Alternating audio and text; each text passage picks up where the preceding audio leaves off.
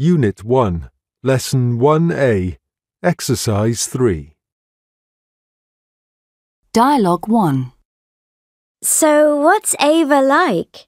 She's really good fun, and I enjoy going out with her, but we don't seem to like doing the same kind of things. I suppose that's okay, though. We do always have a good time together. Well, they say that opposites attract, don't they? Dialogue 2. Look, you can't expect me to spend time with your family. I mean, they're so...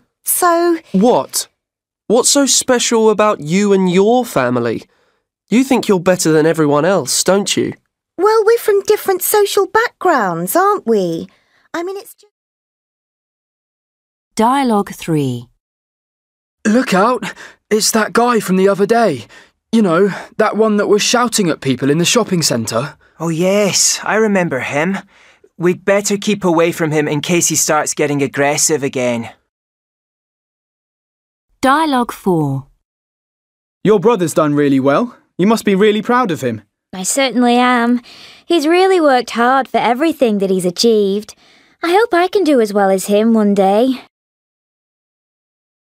Lesson 1C, Exercise 1. Ella, my sister, was born with big blue eyes and golden curls. She looked like an angel, and she behaved like one too. This was not good news for me. I was an energetic, noisy child. I wasn't particularly naughty, I was just a typical boy. But anyone would seem naughty compared to my sister.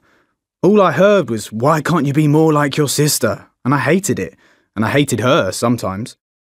It wasn't her fault, of course. She was lovely and she adored me, but sometimes I pushed her away. Later, when I got better at school, things improved and we became good friends. People stopped comparing us then. She's still lovely and she still adores me, but now I think she's great too. Lesson 1C, Exercise 3. 1. My sister was born with big blue eyes. 2. She looked like an angel.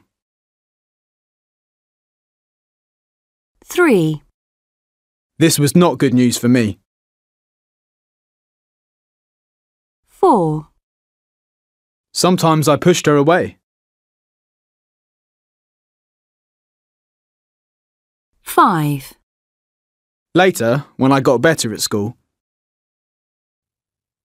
Lesson 1C, Exercise 4.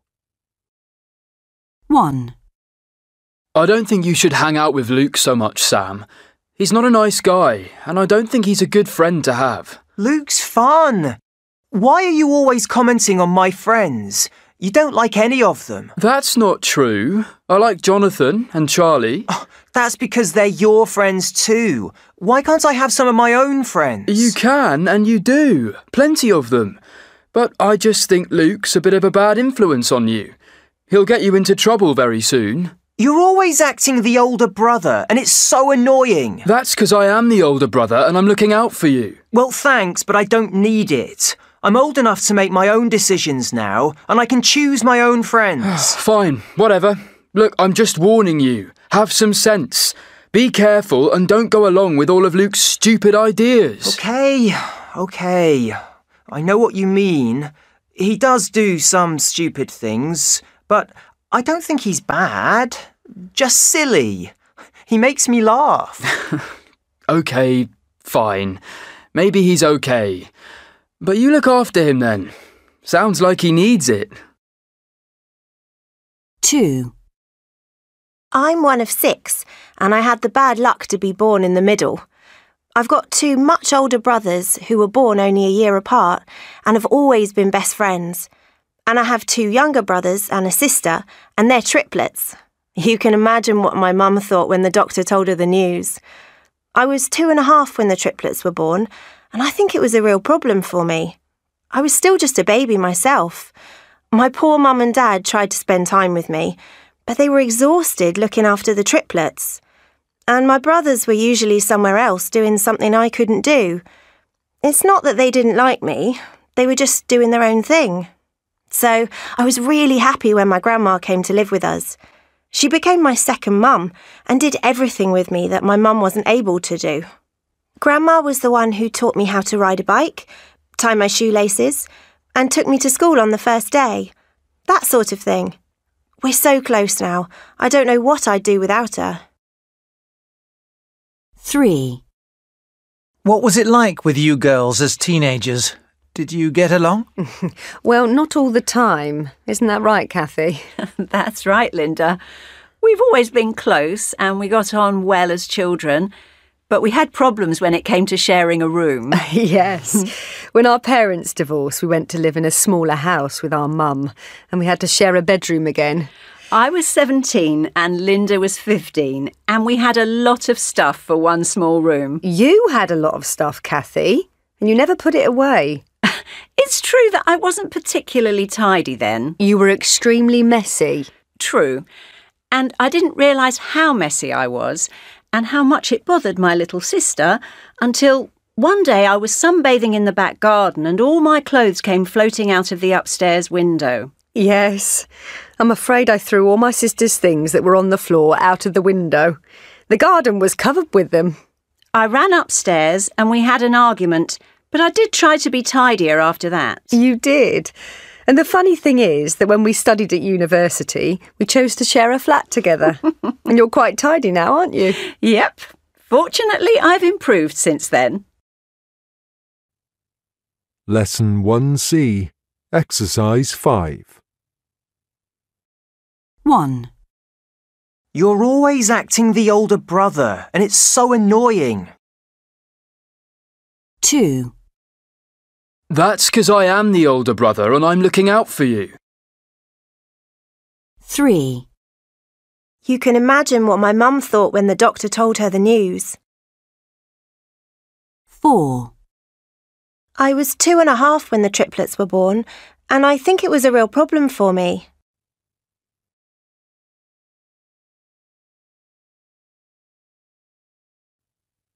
Lesson 1G, Exercise 3. There is a family sitting on a sofa. The photo seems to show a family discussion. It looks as if the son is in trouble. He must have done something wrong. Judging by their expressions, I'd say that the parents are worried about him. I might be wrong, but I think the mother is asking him to explain something. I can't be certain, but I don't think she's shouting at him. However, the father looks quite cross, so maybe the boy has done something to offend him. Unit 2, Lesson 2A, Exercise 6. Dialogue 1. Hi, Jack. Are you going to Sam's party at the weekend? I really don't know at the moment. I've been invited, but I'm not sure if I'll go. I don't think he'll be very happy if you don't go. In fact, he'll probably be furious. Dialogue 2. Hi, Anne. How are you feeling about your results? I'm so happy. I never expected to do that well. Kate will be really jealous. She thought she was going to be top of the class and you've come first in everything. Dialogue 3. Meg's being a bit irritating today, isn't she? Today? She's always complaining about things. It really annoys me. I know what you mean. When I hear her worrying about such unimportant things, I want to shout at her. Dialogue 4. Ewan seems very sad this morning. Yes, he had an interview for a summer job yesterday and he didn't get it. I'm not that surprised because he was really nervous about it and didn't relax until it was over. Lesson 2C, Exercise 1. 1. Do you want tea or coffee? 2. Is your number 07765? No, it's 07756. 3. That one's my jacket, the leather one. 4. Is your name Mike? No, it's Mark. 5. Is that yours or mine? Lesson 2C. Exercise 2. 1. Which are your shoes? The ones with the laces. 2. I think I need a new phone. What?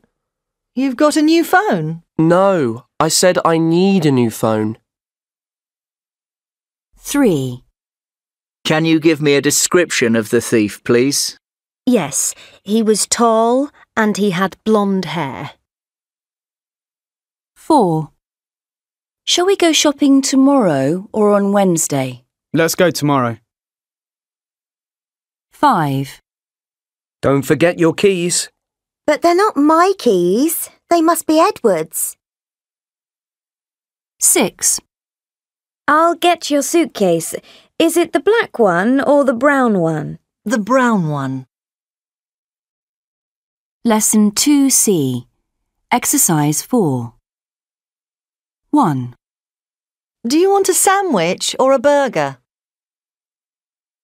2.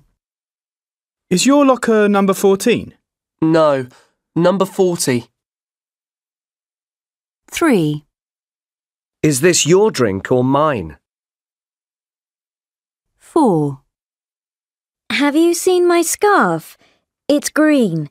Light green. 5. Are you going to the leisure centre this afternoon? No, this morning. 6. My house has a red door and it's number 5. Lesson 2C. Exercise 5. Are you okay, Josh? You don't look great. Yeah, I'm fine. Are you sure? Come on, we've got chemistry next. I think I'll go home. I must be getting a cold. What? I don't believe you. What's the matter, Josh?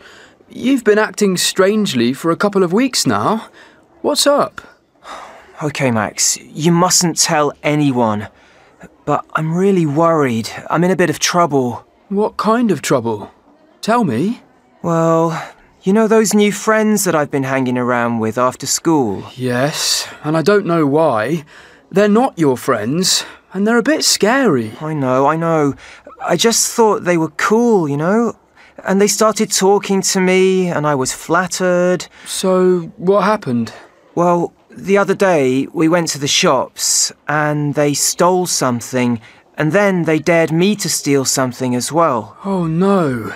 But you didn't, did you? Well, that's the thing. I did. I don't know why. Well, I do. It was because they were making me, and I was a bit scared of them. And as if that wasn't bad enough, now they're saying that I have to steal something for them every week, or they'll tell my dad. What? And he'll be so upset and disappointed with me.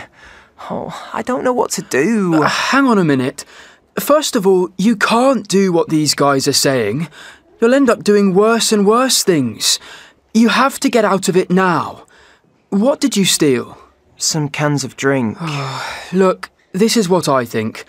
First of all, I think you should tell your dad. Tell him all about it. But he'll be furious. He'll be more upset if he finds out later on. And he can help you deal with those boys. I think he'll understand more than you think. But I'm really scared of them. I know. But there's nothing you can do about it on your own.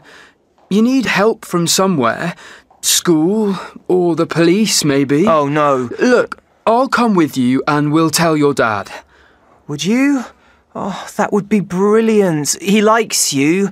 That would help a great deal. Yep, after school today. Come on, we're late for chemistry.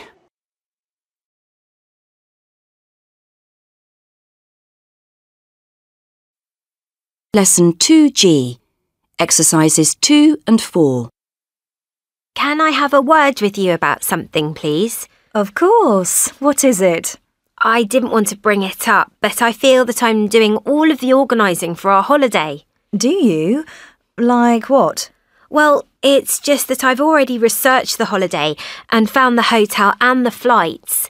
Now I've booked and paid for it too. I was wondering if we could divide up the tasks more evenly. Oh dear, you should have said something earlier. I did. Oh, I'm sorry. You must feel that I've been very lazy. What else needs doing then? You need to transfer some money to me now, don't you? I don't have anything left in my bank account, and I'm supposed to be buying my sister a birthday present soon. And I'm arranging the insurance for the holiday, aren't I? You'll need to pay half of that too. OK, thank you for arranging it. Just let me know how much I owe you. OK, I'll do that. And could we possibly agree on how we're getting to the airport?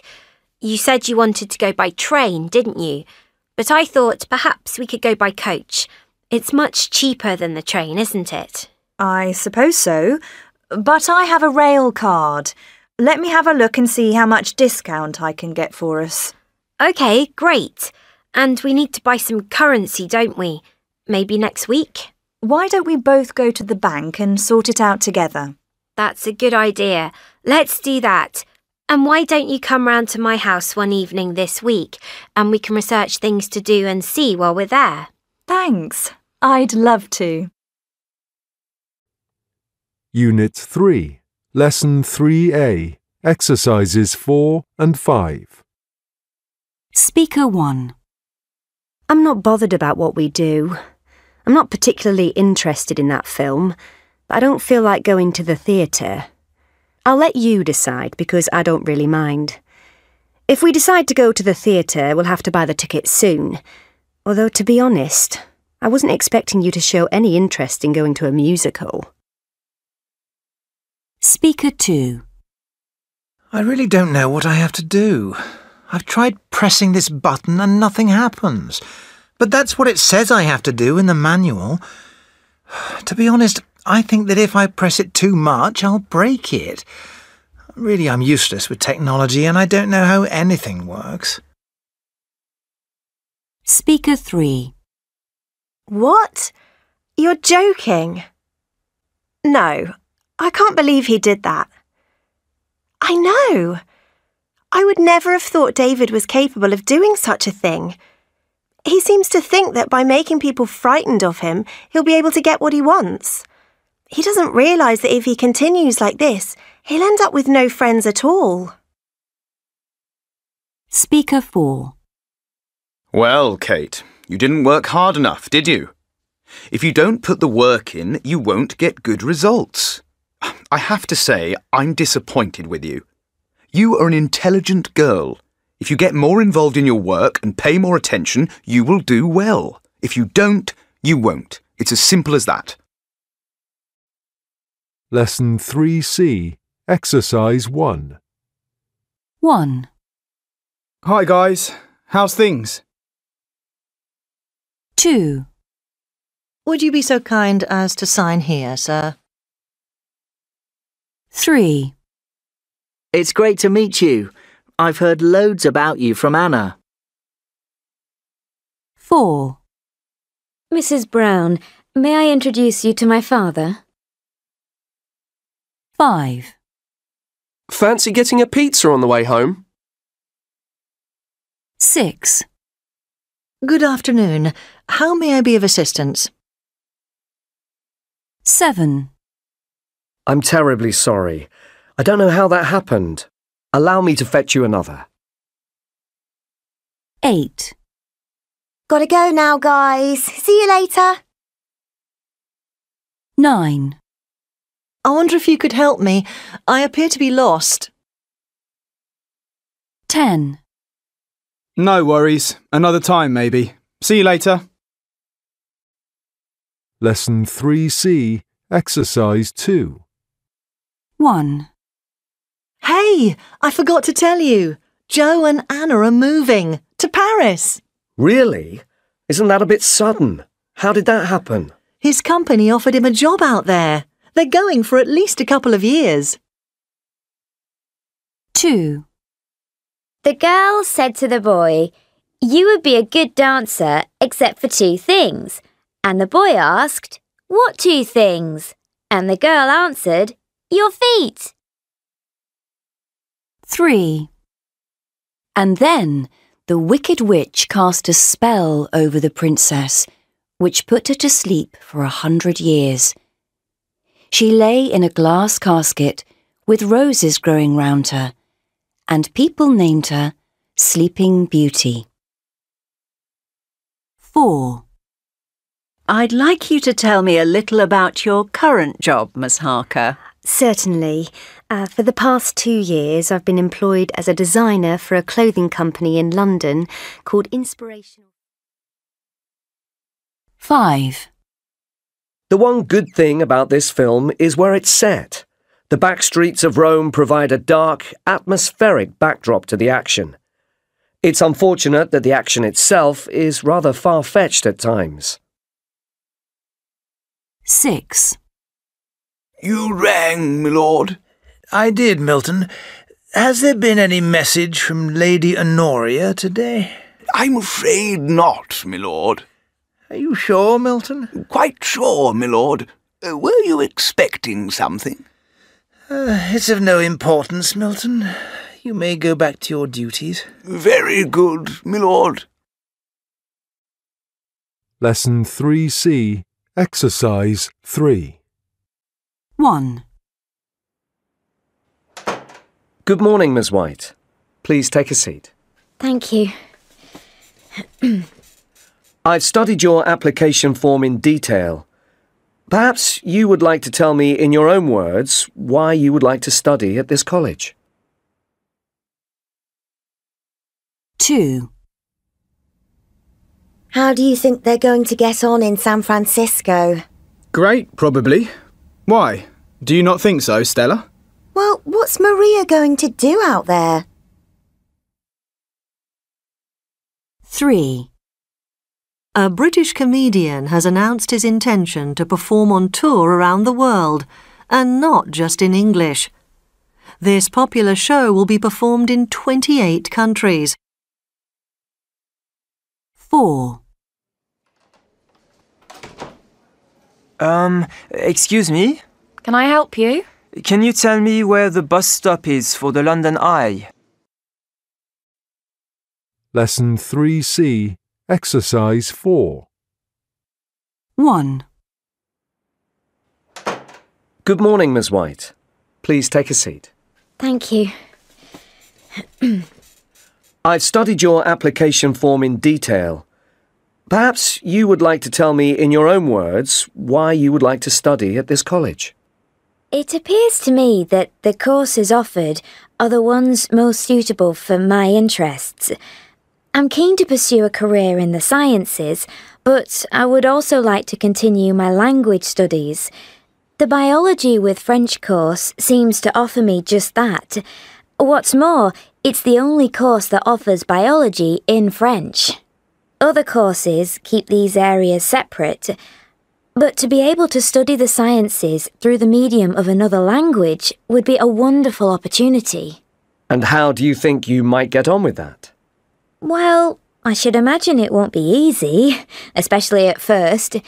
There'll be a lot of new vocabulary to acquire at the beginning, I'm sure. And to learn new things in a language that isn't your mother tongue will always provide challenges.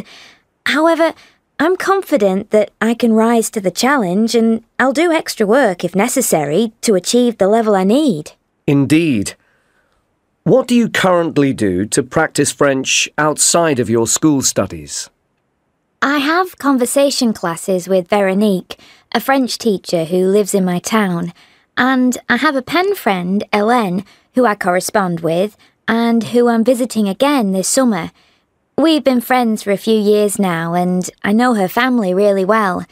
They always speak French to me, even though their English is really good. I see. Thank you. Moving on to your expected grades, I'd like you to explain to me.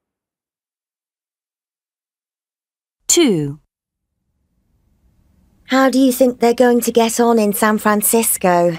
Great, probably. Why? Do you not think so, Stella? Well, what's Maria going to do out there? I don't know. She'll have to give up her current job, I suppose. She won't like that. She loves her work and her friends. You know how shy she is. Don't you think she'll struggle a bit in the States? Well, anywhere new is difficult at first, but I'm sure America will be easier than most places. It's not like we don't see it on the TV every day. Watching American dramas is not quite the same as actually living there. Well, obviously, Stella. But what I'm saying is that it's not like it's a completely alien culture. Well, I think it'll be more difficult for them than you think. Especially if only one of them has got a job in the beginning. Joe will have to be pretty understanding, or Maria will want to get the next flight home. Gosh, you're being a bit negative about a wonderful opportunity, aren't you? No, just realistic. I'm going to phone Maria and see how she really feels about it. Well, please sound a bit enthusiastic. Okay. 3. A British comedian has announced his intention to perform on tour around the world, and not just in English. This popular show will be performed in 28 countries. The comedian intends to perform in several different languages during the tour. He is by no means fluent in all of these languages, although he has already performed shows in French and German. He said it's a very positive thing to do.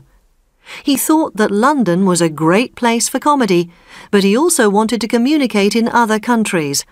He felt that people who speak English are just lazy when it comes to learning foreign languages. Although there were lots of reasons for other people to learn English, he suggested that for English speakers to learn a foreign language, they had to make it into an adventure and a mission. He felt it was important to translate his show because comedians from other countries already perform in English. He said that laughter is the best way to tell if you are getting the translation right. He continued, if you are getting laughs in the wrong place or no laughs at all, then that's the time you call a friend. 4. Excuse me? Can I help you? Can you tell me where the bus stop is for the London Eye? You can get the guided tour bus that stops there, but it's actually easier to walk from here than it is to get the bus. If you go this way, you can walk across the Golden Jubilee Bridge, and it's a short walk from there. Okay, thanks. Yes, that's the South Bank, isn't it? That's right. There's lots to do there. There's the London Aquarium or the IMAX cinema. And I think the London Dungeon is on the South Bank. Yes, that's right. It's next to the aquarium. And how much is it to do those things? It's £23.50 for the aquarium, though it's cheaper if you buy online the day before. So if you're free tomorrow, you can save some money. Thank you. What about the London Dungeon? That's £22.95. It's quite expensive. There's lots to see and do on the South Bank that's free, though. There are markets and street performances, and there's always a really nice atmosphere. Okay, I think I'll go over there now and have a look. Thanks for your help. Lesson 3E, Exercise 3. 1, Advertisement. 2, Brochure. 3, Garage. 4, Tomato. 5, Vitamins. 6, Yogurt. 7. Zebra. Lesson 3G, Exercises 1 and 3. Well, International Women's Day is on the 8th of March every year. As far as the history of the event is concerned, I'm not really an expert. I think it all began about 100 years ago, around the time that women were trying to win the right to vote. In my country, it was originally a kind of political occasion. Turning now to the topic of gifts, the most common one is flowers. It is traditional for men to give flowers to the important women in their lives. This includes mothers, daughters, wives, and so on. and children often take gifts to school for their female teachers. I know that in some countries there is the custom of giving a particular type of flower as a gift and a particular colour.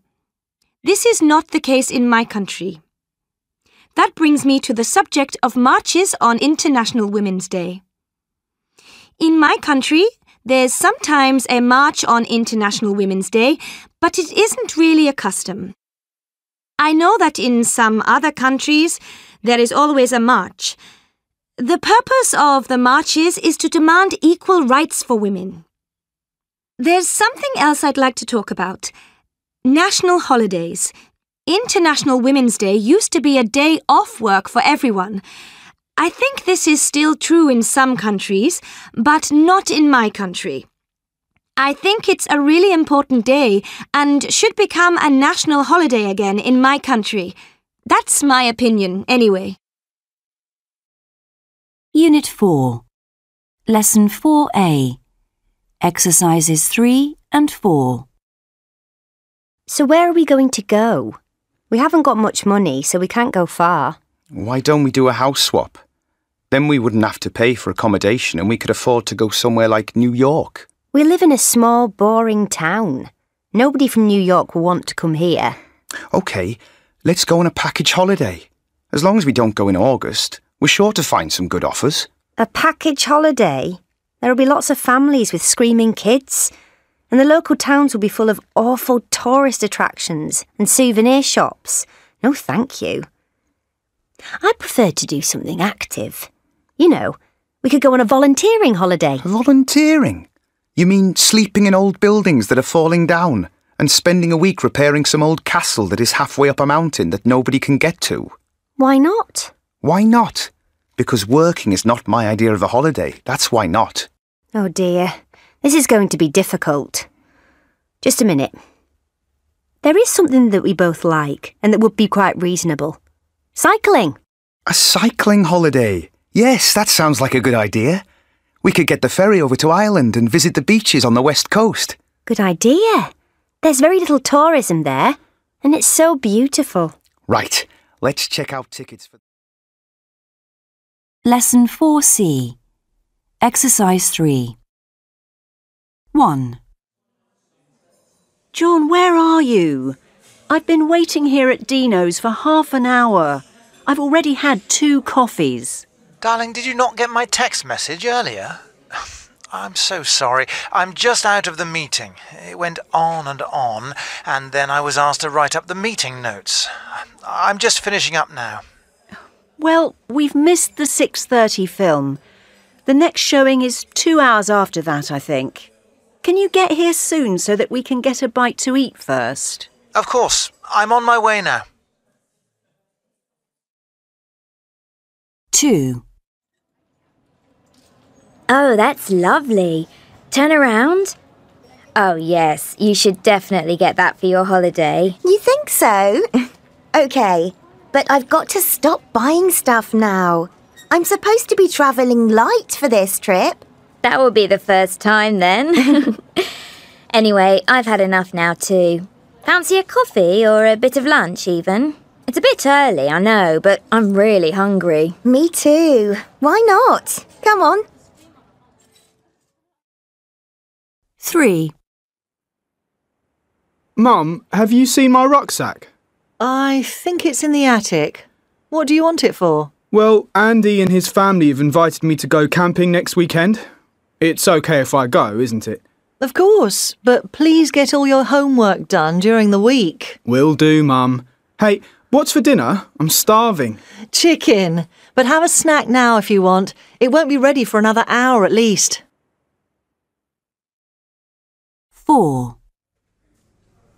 I wish we could stay another week. I know, it's brilliant here, isn't it?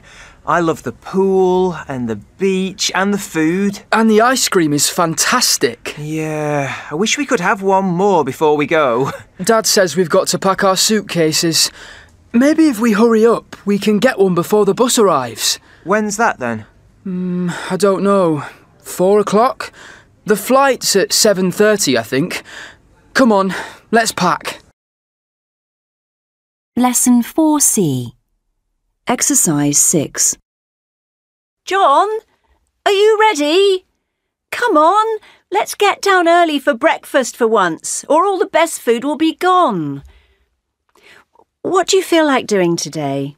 I'm not sure I want to spend another day lying around. You don't? Well, I don't really know in that case. Any ideas? I really don't mind, Ella, to be honest. OK. Well, do you fancy going on a tour? What kind of tour? There are a couple on offer today. There's a tour of the island, but it's a water tour. You go on a small boat to different beaches on the island, and you can picnic, swim and go snorkelling. Sounds great. What's the other one? We could visit an ancient historical site on the coast. It's called the Knossos. It's really well preserved and it's important in the island's history and the country's history as a whole. Sounds interesting. Well, as I say, I don't mind. Which would you rather do? To be honest, we've been doing a lot of swimming and that sort of thing since we got here, which is wonderful, I agree. But I fancy learning about some of the island's history. Let's face it, Greece has a lot of it. It also has a lot of sea. But why not? It'll make a nice change. Too much relaxing is a bad thing. The site is overlooking the sea. It'll still be relaxing, just in a different way. Sure. Bus journeys are always relaxing. How long is the trip? It takes all day. Really? I thought you were going to say a couple of hours. Are you sure? How far away is this place? It's on the other side of the island. Oh, don't tell me you're changing your mind now. Let's hope the bus is air-conditioned, that's all I'm saying. Of course it will be. Anyway, we'll ask when we book it. There are still places, I've checked, and we'll have to hurry up with breakfast. The coach leaves from the car park in an hour. OK, if you're really sure you want to go. Oh, come on. We've done nothing all week. I thought that was the whole point of holidays. Doing nothing, relaxing. I think the point of them is to go somewhere different and to see lots of different things. Oh, go on, please come. There's no point in going alone. I didn't say I wasn't coming. You go and book the tickets and I'll have an ice cream to fortify myself for the long journey ahead. Great!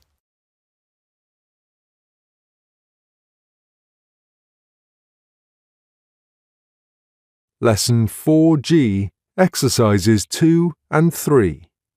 I think I'll choose the trip on the gondola, mainly because I've never been on one before. I'm actually not very keen on boats, but the trip is short and I think the gondola looks slow and therefore safe. I think it would be a wonderful thing to see the city from the water. Judging by the photo, the gondola looks quite comfortable as well. The gondola tour is also cheaper, though this wouldn't be my primary reason for choosing it. I wouldn't pick the boat trip for the simple reason that I don't enjoy travelling by speedboat. I sometimes get seasick on a boat, which is a shame because I'm sure the tour would be wonderful. Obviously, it would be an interesting way of sightseeing for other people. The other reason why I'm not choosing the boat trip is that I'm not a strong swimmer and so I sometimes don't feel safe on a boat in open water. The boat in the picture looks quite small as well, so it might make me a bit nervous. So, all in all, the gondola is the most relaxing option for me. Unit 5, Lesson 5A, Exercises 3 and 4. Speaker 1. Kevin is very quick to think negative things about people. Even when he talks about his best friend, he always tells you about his faults. And if somebody hasn't got any faults, he invents them. So you can't always believe what he says. Speaker 2. Olivia can't go past a mirror without looking at herself in it. She always worries about her appearance. I was in town with her the other day, and she spent the whole time looking at her own reflection in the shop windows. Speaker 3. You never know what will happen when you visit my grandmother. She'll suddenly decide to go to the zoo or to try and make some dish we've seen on a cooking show. She's fun. She's also great when you've got a problem, as she'll always listen carefully and is really kind. Speaker 4. I've never met a person like Max. Even when he knows he's wrong, he seems incapable of admitting it. What's worse, he gets angry with anyone who suggests he's mistaken. Lesson 5C, Exercises 2 and 3. 1. Hey, did you enjoy the party? Who was there? Tell me all about it. It was good fun, except that I met Rosie's new boyfriend. He didn't say much. I thought he seemed bad-mannered. 2. Did you see the outfit that Rihanna was wearing at the music awards? Rather bright, wasn't it? I did see it. I thought it was great, actually. Very creative, just like her personality. 3. I wish that footballer would keep his views to himself. He's always got too much to say about the other players. Yes, he's a bit too judgmental in interviews. It's fine to have opinions, but he goes too far, doesn't he? 4. Listen to this. The Education Minister is now saying that teachers deserve a pay rise. That's a complete change of opinion. I'm glad to hear it. He's been listening to public opinion, obviously. It's not often that you get an open-minded politician. Lesson 5C, Exercise 5. 1. Who reads the news these days anyway? No one reads newspapers anymore, especially not people of my age. For one thing, they're far too long. Who has time to read all of that information? And who pays attention to the news? It's always so depressing. All the news that is reported is bad news. Why do they do that? Why not have a bit of balance? I think that's why gossip columnists have taken over from serious journalists. Newspapers and magazines try and find out lots of gossip and scandal about celebrities in order to attract people's attention. And they hope that this will make people buy their newspapers. That's just a waste of everybody's time, in my view. 2. I wish people would pay more attention to what's happening in the world and make more effort to change the things they don't like. There's so little interest, especially with young people my age. It really upsets me. If we don't take the time to shout about what will make the world a better place, then who will? That's why I think celebrities could have a useful role to play in today's society. Instead of complaining about press intrusion and moaning that they're always in the media spotlight, why don't they use the press attention for a good cause and encourage their fans to copy them? Personally, I think it should be a duty of all rich, famous people to do something good for others less fortunate than themselves. 3. I just don't get the whole celebrity thing. Why are people interested in the fake lives of other people? Because that's what they are, fake. I can't help laughing when I see photos in magazines of all the perfect celebrities who have been photographed in their perfect houses with their perfect partners. They stand in the middle of their living rooms dressed as if they were about to go out to the Oscars, with their arm round their husband or wife, saying what a perfect relationship they have. Then, 2 months later, you hear that they've split up. Hilarious. 4. What's wrong with a bit of gossip and people watching?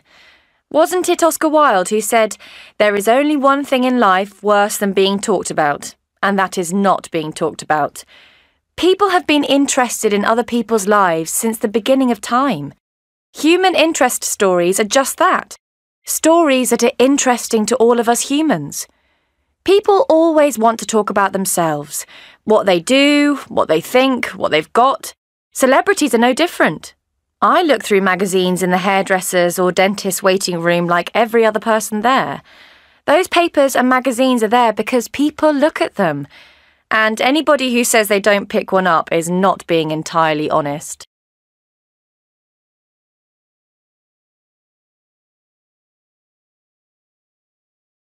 Lesson 5G, exercises 3 and 4. In both photos, you can see someone is answering questions and the interview is recorded. In the first photo, the interview is filmed automatically, whereas in the second photo, there must be others helping with recording the interview. The girl is completely thrilled. It looks like a really wonderful time for her. Why do you think the interviewees are so confident? I suppose the interviewees are knowledgeable about the topic. They must have a lot of ideas to share, so when they are asked to give their opinions, they feel eager to speak their minds. Also, I'm sure they are self-confident in a relaxed atmosphere.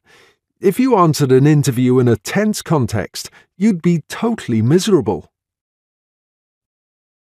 Unit 6, Lesson 6A, Exercises 4 and 5. A balanced training schedule also means eating properly. So here are the best fitness foods. No doubt you refused to eat vegetables when you were a child, but now broccoli, which is full of nutrients, should be part of your diet. Eat it with a little oil and salt, and you'll soon forget saying it tasted horrible. Accompany broccoli with sweet potatoes and tomatoes. Both are full of vitamins, especially vitamin C. I regret to say that red meat is out. Although it's a good source of protein, it contains too much fat. It's much better to eat fish, especially salmon. You must eat fruit. Don't forget to eat plenty of bananas, the perfect energy food. Bananas contain fiber, which helps your body absorb the sugar they contain slowly, so we produce energy for longer. Nuts are packed with minerals and make a perfect snack. But be careful, they're high in calories, and you could put on weight if you eat too many of them. If you exercise in the evening, it can be difficult to sleep, so try drinking a glass of warm milk before you go to bed. Milk stimulates chemicals in the body that will make you feel sleepy, and of course the calcium in milk is excellent for making our bones stronger. Lesson 6C, Exercise 3. 1. It's terrible, I know, but I just can't stand sport or going to the gym. I'll take the dog for a walk, but that's about it. 2. My favourite sport is table tennis. It's incredibly fast and skillful, and I really don't understand why more people my age don't play it. 3. Our bodies prefer to exercise in the way our ancestors did, in short bursts of fast activity. 4. We have a trampoline in our garden, and we all love bouncing on it, even my mum. 5. Our food is converted into a type of sugar called glucose, which goes directly into our blood for energy. Lesson 6C, Exercise 4. 1. We don't go to the gym or play sports much, do we, Lottie? No, not really.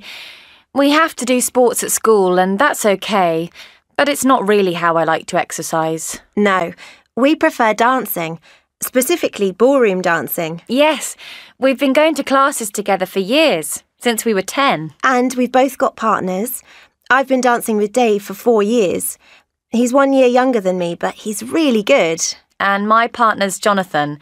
He's brilliant, and we all get on really well. And we all practice together, almost every night when there's a competition. Yes, the 4 of us take part in ballroom dancing competitions together. We wear identical costumes and we all have to dance at exactly the same speed and time and movement. It's very difficult, but we've got quite good at it and have started getting medals. And earlier this year, we won our regional junior championships. Yes, we were all thrilled about that, and so were our families. They're our biggest supporters. 2. I'm a huge rugby fan, both watching it and playing it. Our local rugby club is very good and we train hard on a Friday night to prepare for matches and tournaments, which are usually on Sundays. Our team regularly wins the under-18s competitions. I love rugby because, although it is aggressive, it's actually very disciplined. As the sport can be dangerous, you have to stick to the regulations or you can get injured, sometimes quite badly.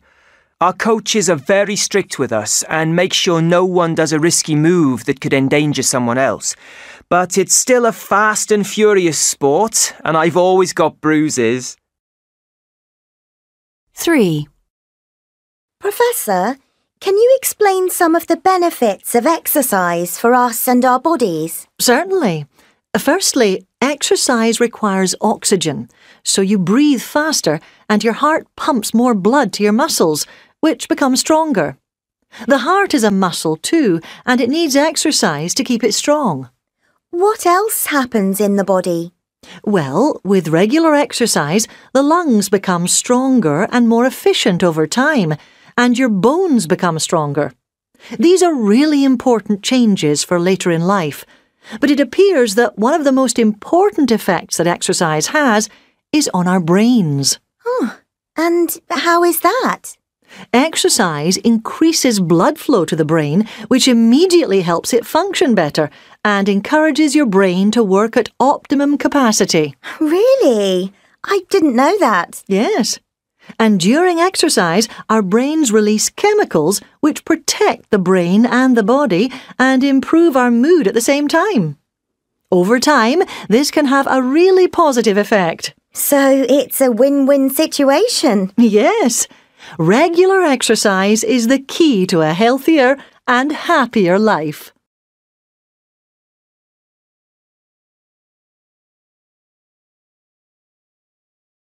Lesson 6G, Exercises 3 and 4.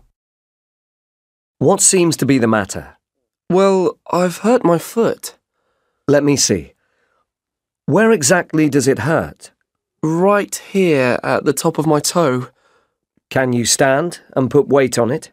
Not very well. It's quite painful. How did this happen?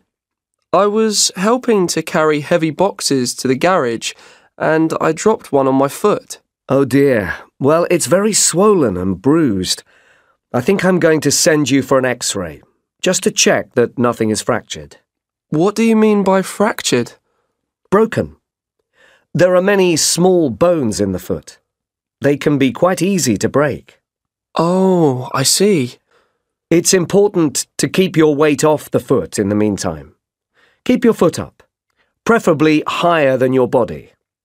What about a bandage? Tight bandages are a good idea. The nurse will show you what to do. Also, put ice on it at regular intervals. I'm afraid I didn't quite catch all of that. You need to put ice, something cold, over the bruising on your foot. It will help the swelling to go down. Oh, I see. I'll just request an appointment for an X-ray. The nurse will take you. Thank you. And if the X-ray is fine, you need to come back in a week's time. Meanwhile, I'll give you a prescription for some anti-inflammatories.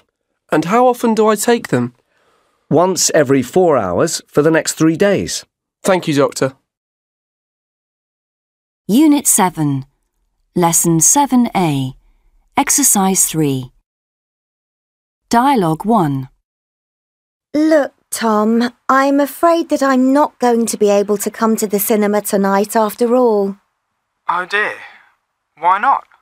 I've got to do something at home. Are you sure, Jessica? This is the second time that you've cancelled a date. If you don't want to go out with me, just tell me. I'll survive.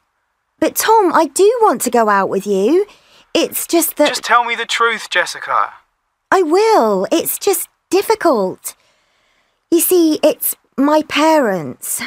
They don't want me to go out with you. Dialogue 2. Are you working on the school newspaper, Grace?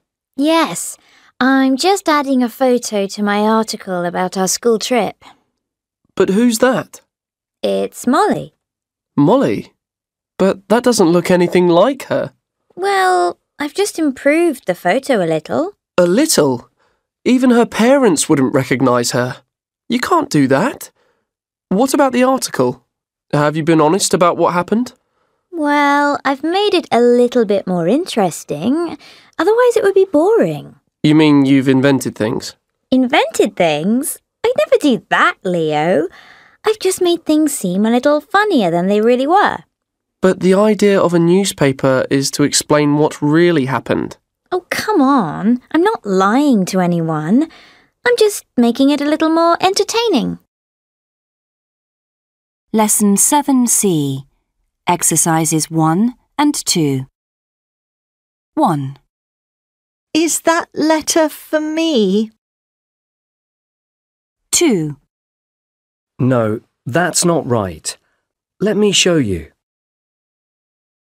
3. This is my seat? 4. That makes me feel much better. 5. That didn't hurt at all. 6. The film's quite good. 7. He's never on time. 8. This party's brilliant. Lesson 7C. Exercise 4. Pay attention to the falling, rising intonation. 1. It's a great story. 2. It's a great story. 3. It's a great story. 4. It's a great story. Lesson 7C. Exercise 5. 1. You like this kind of story? You like this kind of story? 2. This is just what I wanted. This is just what I wanted. 3. This isn't quite what I was expecting. This isn't quite what I was expecting. 4. He thinks it's a reasonable price? He thinks it's a reasonable price. 5. This steak is the best I've ever eaten. This steak is the best I've ever eaten. 6. That's really nice of him. That's really nice of him. Lesson 7C. Exercise 6. Right, you lot. I have a horror story of my own for you. It won't be as good as Ian's, of course. Of course it won't, Max. But anyway, let's hear it. Fantastic.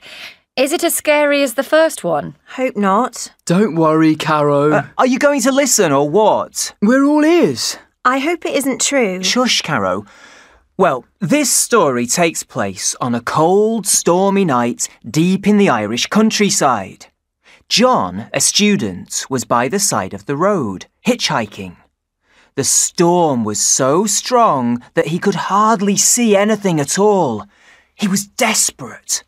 Suddenly, he saw a car coming towards him very slowly. Oh, it's a bit like my story. Oh dear, I don't like this story either. Shush, Caro. It's nothing like your story, Ian. Can I continue? Please do. I'm listening, at least. Anyway, John was desperate for shelter. So, without thinking about it, he jumped into the car, only to realise that there was nobody behind the wheel. Then, the car started moving slowly off. The rain was lashing down and the storm was howling. John tried the door handle, but it wouldn't open.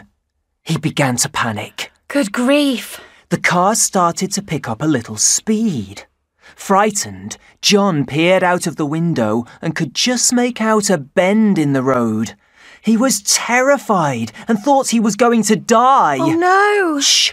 Then, just before the car hit the trees on the curve, a ghostly hand appeared through the window and turned the wheel. John was frozen with fear. Is it a ghost story? The car was gathering speed now down the hill through the furious storm.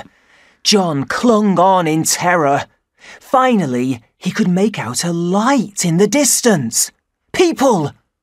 Gathering all his strength, he pushed the car door open, fell out into the night, and ran for his life towards the lights of the pub on the roadside. Phew, thank goodness for that. Shh!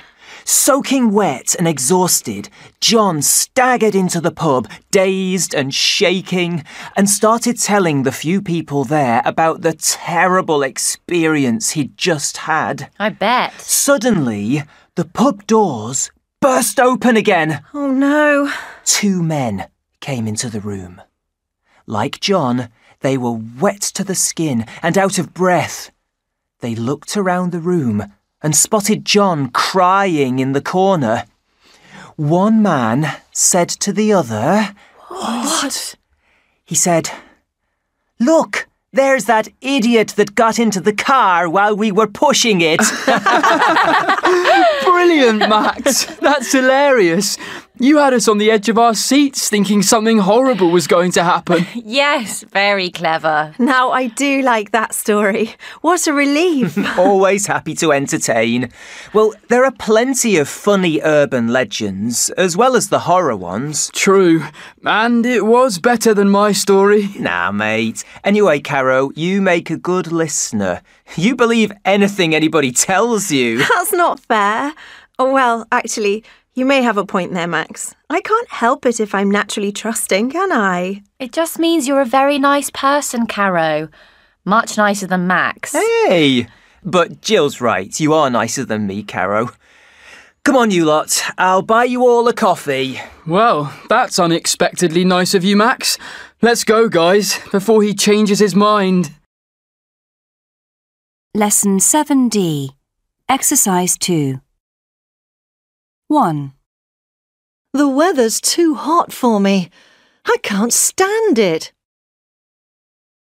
2. Yes, you're right. It is a bit too hot, actually. 3. I know I've got that appointment, but I won't be late. I guarantee you. 4. I have an appointment, so I may be a little late, I'm afraid. 5. I feel fine. There's nothing wrong with me, honestly. 6. I really feel unwell. I'm far too ill to come in today. 7. Yes, the price is a bit too high, isn't it?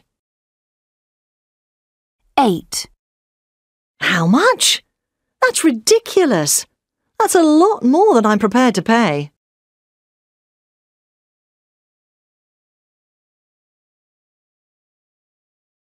Lesson 7G. Exercises 2 and 4. Email scams are a good example of people using technology to commit crime. The kind of thing I'm talking about is an email saying you've won millions in a lottery. Of course, they just want your bank details. Car manufacturers use technology to combat theft. So, for instance, cars are much harder to steal these days. Car keys are very high-tech, but if you understand the technology, stealing cars is actually easier. In other words, criminals can use their knowledge of technology to commit crimes. Surveillance cameras help to reduce crime, even if they aren't recording. What I mean by that is, people don't commit crimes if there are cameras about. However, criminals can always find somewhere without cameras. Or, to put it another way, crime doesn't stop, it just moves to another area. Some high-tech items have a positive and a negative effect on crime. One example of that would be the mobile phone. They often get stolen, But on the other hand, they can be used to video important evidence or call for help. Unit 8, Lesson 8A, Exercises 2 and 3. Hi, Ewan. Hi, Emily. What are you doing this weekend? I'm going to a meeting. The students' organisation that I'm in is holding it. And what's it about? Quite a few things. We're planning to organise a protest march about the lack of job opportunities and working conditions for young people. It sounds interesting, but isn't it a bit of a waste of time? What do you mean? Well, don't get me wrong, Emily. I mean, I walked through the streets of London against climate change, but afterwards I just thought, what difference does it make? The people in power don't listen to us. I don't agree at all. Protest does work. We collected over 10,000 signatures about the council's plans to build a shopping centre on the park, and they changed it. OK, maybe it works at local level, but I don't think a few thousand young people protesting is going to make the government change its economic policies. And anyway, the world is interconnected today, and it's multinational companies, not the government, who often make the important decisions that affect people's jobs, and they won't listen to you. They might listen if we get people to stop buying their products. Perhaps, but how many people do you think will do that? So what should we do? Just watch people lose their jobs and their homes and then end up on the streets? It's difficult, I agree, but I think we have to show our disagreement with things we think are wrong. And it's good that the people in power know that we're watching them. Lesson 8C, Exercise 2. I'm Charlotte. I'm 17 and I live in Bristol, which is, incidentally, one of the coolest cities in the southwest of England. My friends and I saw reports of the National Anti-Fur Coat demonstration in London. You know, where people were protesting against the selling and wearing fur coats. It was too far for us to travel, but all the same, we wished we could have been there. And then one of my friends said, well, why don't we organise one here? We put up an invitation on Facebook to all of our friends. Mind you, we hadn't done anything like it before, so we didn't know what to expect. But it just grew from there. And on the day, 300 people turned up to demonstrate. It was a completely amazing experience. By the way, a lot of great things have come out of that one Facebook page. For instance, we're now collecting food and warm clothes for children in remote mountainous areas.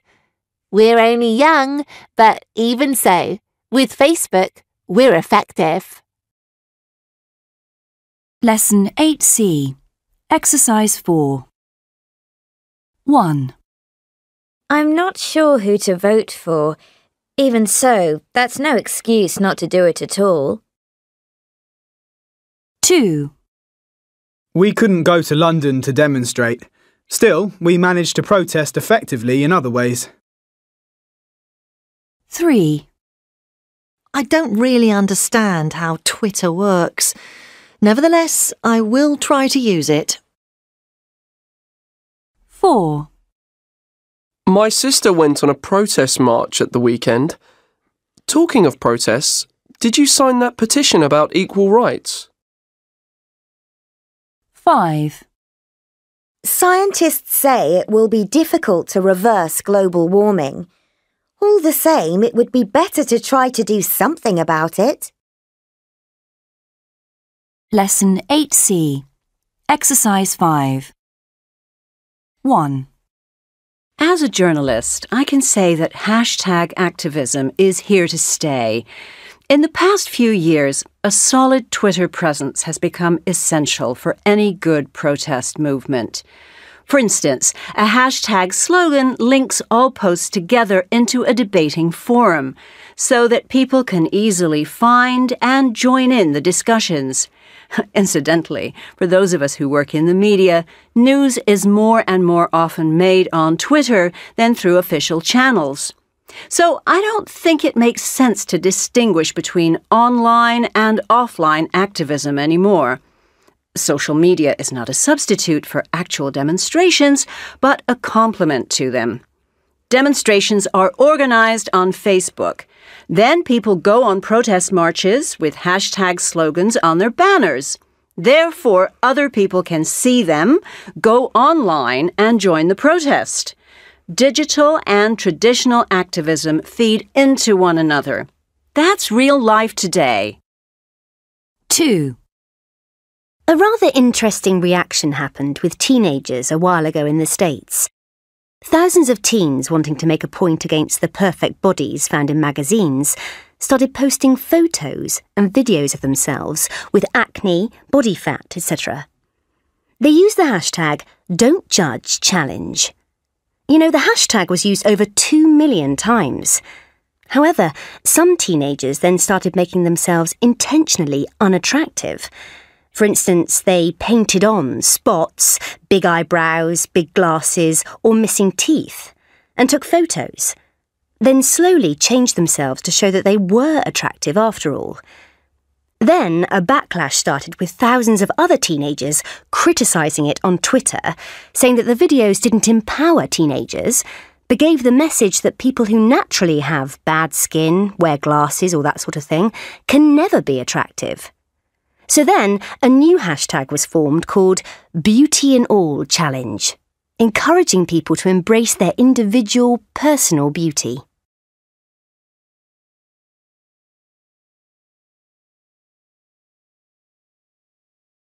Lesson 8G, Exercises 1 and 3. I'd like you to imagine that you are discussing practical ways in which people can help to combat pollution. How effective are each of the 5 suggestions? Shall we start with banning aerosol cans? OK. Personally, I would say that wouldn't be particularly effective because not many people use aerosol cans these days. Yes, I think you're right. Although they damage the ozone layer in the atmosphere, I don't think banning aerosols would make a huge difference. I'm of the opinion that using more renewable energy is a very effective measure because so much pollution is caused by burning fossil fuels to make electricity. Absolutely, I couldn't agree more. Personally, I'd say that banning cars from city centres is quite effective, but less so than using renewable energy. That's not quite how I see it. I think the air in city centres can get really polluted, especially during the rush hour. Yes, good point, I suppose. I feel quite strongly that using public transport is very important because there would certainly be fewer cars on the road if we all took buses, trams, trains and so on. Yes, I think you're right. We should all use public transport more often. The final measure is using fewer pesticides and chemical fertilisers. What do you think? That would definitely be a good measure because they get into rivers and streams.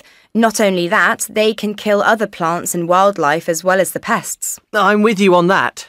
OK, thank you very much. Lesson 8G, Exercise 5. Which are the 2 easiest measures to put into effect? In my opinion, banning cars from city centres would be a very quick and easy measure. What's your view on that? And the second easiest would be... Hang on a moment. What's your view on banning cars first? Oh, yes, I agree with you. And the second easiest would be using more renewable energy. I take a rather different view on renewable energy. It is very expensive and isn't always reliable because you rely on the wind and the sun. What if the sun doesn't shine much or there isn't much wind? That's a good point. What do you think about banning aerosol cans? I think that would be very easy, although people might not like it. The other measure that would be easy to put into effect would be using public transport more. Yes, I agree. It could be made much cheaper or even free so that people are encouraged to use it. Using fewer pesticides and fertilisers isn't so easy to put into effect, don't you think? Yes, I agree. Until there are alternatives, I think it's impossible to ban them. OK, we need to come to a decision. Can we agree that banning cars from city centres is the easiest? Yes, I'm with you on that. And the second easiest is either using public transport more often or banning aerosol cans. Yes. Personally, I'd go for using public transport. Me too. That's settled then. Cumulative Review 1, Exercise 1. British author George Eliot once said, "Animals are such agreeable friends. They ask no questions. They pass no criticisms." The fact that animals are so agreeable is what makes them such excellent companions for the elderly. Today, dogs are increasingly being used as therapy animals, especially in the treatment of Alzheimer's disease. Freya Wilcox is here to tell us how the therapy works. Freya, can you start by telling us a bit about Alzheimer's? Yes. Well, Alzheimer's disease prevents the brain from working properly and leads to serious memory loss. When patients realise they are forgetting things, they can get quite anxious. Not only does depression set in, but they also start to avoid interacting with other people. Alzheimer's patients can get very lonely and isolated, and they end up needing a lot of help. This is where the therapy dogs come in, as they are an excellent source of social support. It sounds like a great idea. What usually happens when the therapy dogs are with the patients? The dogs are so happy and so friendly that the atmosphere brightens up as soon as they arrive. The patients feel accepted by the dogs despite their limitations, so they tend to interact more, even if it's only with the animals. The presence of the dogs often encourages them to do some kind of physical activity, such as taking one of the animals for a short walk or maybe just brushing one of them. Research shows that some Alzheimer's patients even eat more after being with the dogs. It's really quite remarkable what these animals can do. That's incredible. Freya, can any kind of dog be used for therapy? No, not all dogs are suitable for the job. It depends on their temperament. The ideal animal is friendly, comfortable with strangers, and not easily alarmed. Therapy dogs require a lot of training too. They must be able to sit, stay, perform tricks on command, and resist distractions such as other dogs or attractive smells. We have to make sure we have the right dogs or the therapy won't work. Where do the therapy dogs live, Freya? Surely not with the patients. No, they live with their trainers. Just like the doctors and nurses who treat the Alzheimer's patients, the dogs need some time off, so they go home at night for a break. Also, they need to be bathed and looked after properly, so that they don't pass on any infections to the people they're supposed to be helping. Therapy dogs are kept to a very high standard, so that only good things come out of the treatment. Freya Wilcox, thank you for joining us. My pleasure. Cumulative Review 2. Exercise 1. 1. So, how are we going to get to the festival then? I could drive, I suppose. I don't really see the point in taking the car. We aren't going to use it while we're there, and we'll probably have to pay for parking. True. Well, how about going by train? I'm not sure. I've heard something about a rail strike, so I'd rather not risk it. What do you suggest then? Well, the website says there's a special coach service that takes you right to the festival. Why don't we do that? Sounds good to me. 2. Autumn is coming, which means the festival season is nearly over. What better way to say goodbye to summer than a Bestival, the best medium-sized festival in the UK. Bestival is on for 3 days during the second weekend of September, and there's live music from 11 a.m. to 5 a.m. For those attending all weekend, the campsite's open from midday on Thursday to Monday at 4 p.m. This year's lineup is the best ever and will include some big surprises. So get your tickets for Bestival now to hear the greatest bands of the moment. Do it early, as they're selling out fast. 3. David, you're a volunteer at the Boardmasters Festival in Cornwall, aren't you? Can you tell us what you do to keep the festival site clean? First of all, we encourage festival goers to use bin bags for their rubbish. When they arrive, we give them a black bag for general rubbish and a green one for recycled waste. What about water bottles and plastic cups? We've got a stall with reusable bottles that people can buy, fairly cheaply in fact. With the plastic cups, you get 10p for every cup you take back to the stall. We make quite a difference to the site, actually. 4. The fine weather hasn't lasted at Glastonbury, as it's been pouring down with rain this afternoon. Festival goers will be glad of their boots tonight as they make their way to the stages to watch the headline acts perform. However, tomorrow will be dry, according to forecasters, and there'll be some sunshine, which will give everyone time to dry out. Unfortunately, heavy rain will hit Worthy Farm once more on Sunday in time for the last day. Once again, we're likely to see mud at Glastonbury, something that has become the trademark of the festival in recent years. 5. Mum, when are we going on holiday this year? The first 2 weeks of August. Will we be back before the 20th? Yes. Why? Because it's the V Festival that weekend. The V Festival? Yes, it's a music festival. Tom and Josh are going. OK. If it lasts all weekend, where are you going to stay? Tom's got a tent. Right. So you're camping. How much are the tickets? Don't worry, I've already got one. Well, in that case, I suppose you'd better go then. Cumulative Review 3, Exercise 1. 1. I had my photo in a German newspaper once. I was 13 or 14, and my class was taking part in a school exchange. The school in Germany was in a village called Wendlingen.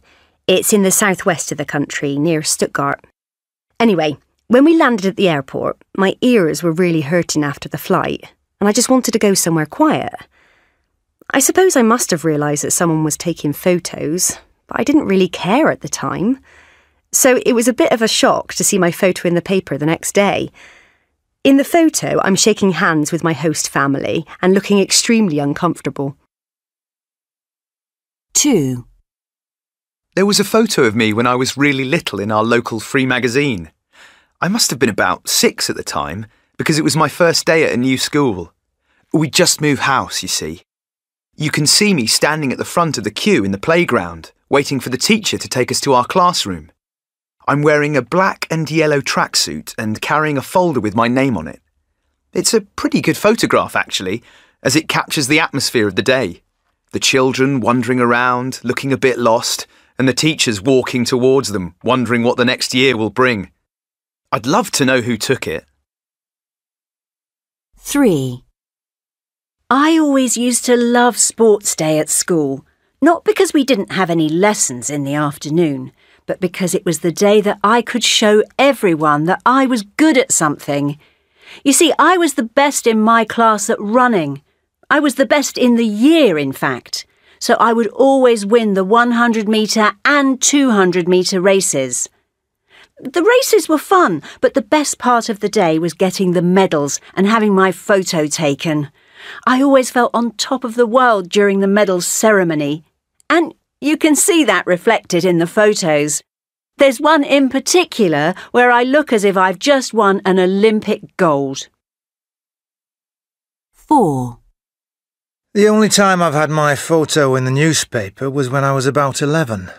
It was the awards ceremony of a programme run by the libraries in my city called the Good Readers Circle. You had to get 1,000 points by reading different books. Each book was worth 6, 8, 10 or 12 points, depending on how difficult it was. Anyway, about 12 of us received the award, and after the ceremony we had our photo taken with the mayor. I was really looking forward to seeing the photo, but I couldn't believe my eyes when I opened the newspaper. The only person you could see properly was the mayor, and the rest of us were completely hidden behind him. Cumulative Review 4. Exercise 1. Hello, and welcome to the programme. Today we're going to look at a kind of financial fraud known as a Ponzi scheme. Trudy Metcalf is here to tell us how it works. Trudy? Hello, yes. A Ponzi scheme is run by a dishonest person who sets up a fake business and convinces people to invest money in it. The investors get money back on their investments, which makes the business look successful. So another group of investors comes along. Their money is used to cover the money that was paid to the first group. When a third group comes to invest, their money is used to pay the second group, and so it continues. Thanks for that, Trudy. So, where did the Ponzi scheme get its name? It's named after an Italian migrant called Charles Ponzi. He wasn't the first person to do something like this, but his scheme was certainly one of the biggest. Ponzi arrived in the USA in 1903, but it wasn't until 1919 that he set up his scheme. Before that, he had already been to prison twice, the first time in Canada for forging a cheque, and the second in the USA for helping to smuggle Italian immigrants across the border. Tell us about Ponzi's scheme, Trudy. How did it work? It started when Ponzi received a letter from a company in Spain. The letter contained an international reply coupon that covered the cost of the stamps he would have to buy to send a reply. Ponzi noticed that the reply coupon cost less in Spain than the stamps would cost in the USA, and he realised he could make money out of this. He began sending money to his friends and family in Europe to buy reply coupons which they would send back to him to exchange for stamps. He would then sell the stamps for a profit. So when did investors get involved in the scheme? Ponzi decided to set up his own company, the Securities Exchange Company, to try and make an even bigger profit. At first he continued using the reply coupons, which was not actually illegal. Then he ran into trouble because of the quantity of reply coupons he needed to deal with. With investors still queuing outside his door, Ponzi changed his strategy. He began accepting investments to pay off his earlier investors. This, of course, was completely illegal, but it made him very rich. It said he could make around $250,000 a day. Wow, that's a lot of money. So what went wrong? Eventually, people got suspicious. The Boston Post began to investigate where Ponzi's money was coming from, and the investors got nervous. They started asking for their money back, but Ponzi couldn't pay. He owed them millions of dollars he just didn't have. His scheme collapsed, and Ponzi was arrested. He spent 14 years in prison, and then he was deported to Italy. From there, he went to Brazil, where he died penniless in 1949. Which just goes to show that it doesn't pay to cheat. Trudy Metcalf, thank you for joining us. My pleasure. Cumulative Review 5. Exercise 1. 1. I love the commercials Sony made to advertise the Bravia television. They did quite a few of them at the time. My favourite one is the paint one, because it's so colourful. The advert starts with a shot of an old tower block in a fairly bleak-looking housing estate. During the advert, the tower block gets painted, but not in the way you might expect. What they do is to have the paint exploding like fireworks, so that there are big splashes of colour all over the screen. The explosions are timed to coincide with the music, which is a stirring classical piece. It's really well done. The only person in the ad is a clown, but I'm not really sure what he's there for. 2. My favourite ad is the Darth Vader one. Do you know the one I mean? This little boy is dressed up as Darth Vader from Star Wars, and he goes around his house trying to make things move. First, he tries his mother's exercise bike, but that doesn't work. So he tries the dog, the washing machine, and even a doll in his sister's room, all without success. Then his dad arrives home in his VW Passat, and the boy tries his luck with the car. To his delight, he manages to start the car. Of course, it's his dad who has done this from the kitchen with a remote control, but the boy doesn't know that. I just love the way he jumps back in surprise when the headlights come on. 3. I think one of the best adverts I've ever seen is the one for the game Clash of Clans. It features the actor Liam Neeson, and he's in a cafe waiting for some donuts and playing the game. When he loses, he starts threatening his virtual opponent like he does in one of his films, Taken, I think it's called. In the film, Liam Neeson's daughter is kidnapped, and at one point he's talking to the kidnapper on the phone. "I will find you, and I will kill you," he says. Anyway, in the ad, he uses similar words spoken with the same kind of voice. It's really quite scary. The server in the cafe thinks so anyway, especially when Liam corrects him for getting his name wrong. 4. This one's an advert for my favourite chocolate, Terry's Chocolate Orange. I don't know if you've ever seen one of these, but it's a big orange made out of pieces of chocolate, and you have to hit it to make the pieces come apart. Anyway, back to the advert. It starts in an office, and one of the employees breaks the chocolate orange open with her phone. Next, we see a man breaking an orange with one of his wife's new shoes, and a little boy opening one with a toy hammer. Then we see a boyfriend and girlfriend sitting on the sofa, waiting for the girl's mother to bring in the tea. Just as she opens the door with the tray, the boy tries to break open his chocolate orange on the table, but the table is made of glass and he breaks it. You really feel for him in that moment.